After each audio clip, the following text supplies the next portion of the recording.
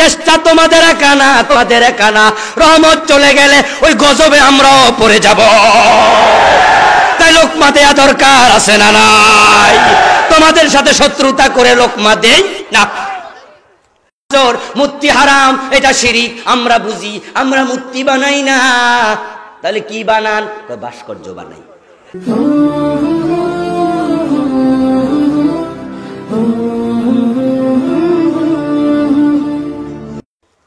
মূর্তির সাথে সম্পর্ক থাকলে তুমি মোমেন না, মোমেন না, মোমেন না। তাই তো ইব্রাহিমের সম্পর্ক মূর্তির সাথে নয়। মূর্তির সাথে যারা সম্পর্ক রাখে তারা নমরুদের সন্তান হয়ে যায়, ঠিক কিনা? ইব্রাহিমের সম্পর্ক মূর্তি গড়া নয়, মূর্তি শেষ করা।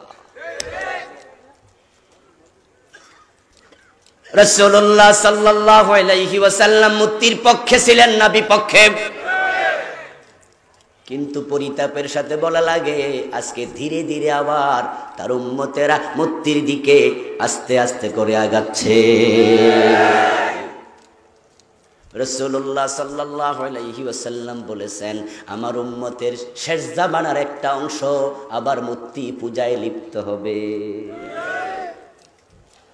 ওই হাদিসের দিকে আমরাও আগাচ্ছি কিনা জানি না, জানি না।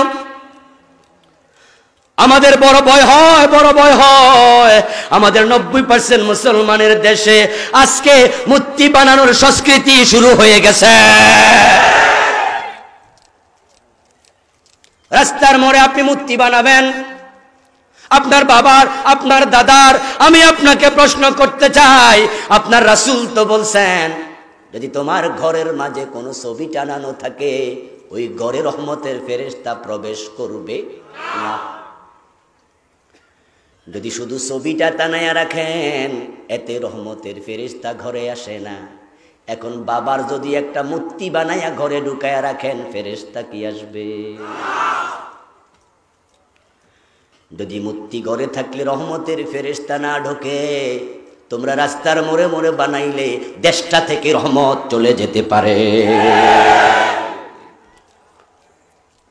আমাদের আল্লামা লুৎফুর রহমান হুজুর চমৎকার করে বলেছিলেন, ইমাম ভুল করলে মুসল্লি লোকমা কেন দেয়, কেন দেয়, কেন দেয়? মুসল্লি তো এড়াইয়া যায় না, মুসল্লি তো কয় না উনার ভুল উনার লগে আমার কি।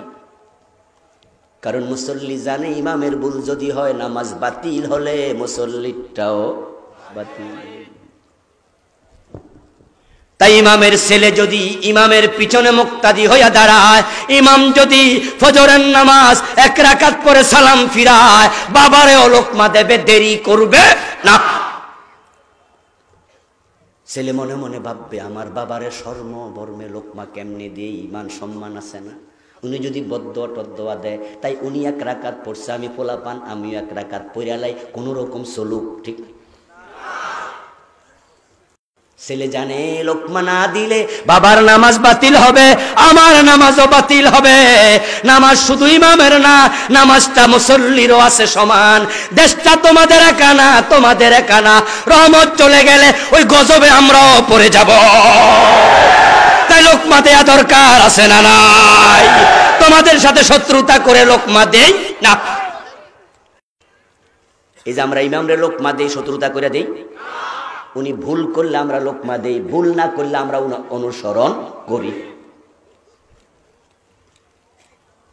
আপনারা বলবেন যে না না অতি বুদ্ধি খাটাইছেন, খাটাইয়া বলবেন মূর্তি হারাম, এটা শিরিক, আমরা বুঝি, আমরা মূর্তি বানাই না। তাহলে কি বানান? ভাস্কর্য বানাই। কি বানায়? মিয়া সুদ খান, জিনা, ইন্টারেস্ট খাই। এই যুবক মদ খাও কেন? জিনা হুজুর, ড্রিঙ্কস করি। নাম পাল্টাইলে দুই জিনিস হয়ে যাবে। বিবেকের কাছে প্রশ্ন রাখছি, দেশটা আপনার, দেশটা আমার, সবার। দেশটা ভালো থাকার জন্য আল্লাহর রহমত দরকার আছে না নাই? রহমত দরকার আছে না নাই? সোনার বাংলা বানাতে হলে আল্লাহর রহমত লাগবে, বিকল্প হবে না। আপনাকে বলছি দোস্ত, মন্দিরের ভিতরে আপনাদের এলাকায় যদি কোনো মন্দির থাকে, মন্দিরে গিয়ে দেখবেন মন্দিরে মূর্তি আছে। সরস্বতীর মূর্তি, কালীর মূর্তি আছে না নাই? কালীর মূর্তির মাথা আছে না নাই? তো রাস্তায় যেটা বানাইবো সেটার মাথা আছে না নাই? কালী মূর্তির হাত আছে না নাই? রাস্তার মোড়ে যেটা বানাইবো হাত আছে না নাই? কালী মূর্তির বডি আছে না নাই? তো রাস্তার মোড়ে যেটা বানাবে ভাস্কর্য নাম দিছ, ওটার বডি আছে না নাই? পার্থক্য কই? কোথায় পার্থক্য? আসলে পার্থক্য নাই, পার্থক্য নাই। শয়তান তোমাদের মাথার মাঝে প্রস্রাব করে দিয়েছে, তাই তোমরা জ্ঞান হারাইছো, আলেমদের ফতুয়া গ্রহণ করছো না। কোন নেতার সাথে আমাদের বৈরিতা নেই, কোন ব্যক্তির সাথে দ্বন্দ্ব নেই। আমাদের দাওয়াত হবে আদর্শের দাওয়াত, কথা হবে আদর্শের কথা। তোমার নেতা কেন, তোমার বাবা কেন, আমার বাবার মূর্তি বানালে সেটাও জায়েজ হবে না, আমি সেটাও বৈধ বলবো না। আমার ভাইয়েরা, এখন প্রথম ব্যাখ্যা, মূর্তির সাথে মুসলমানের সম্পর্ক থাকবে না।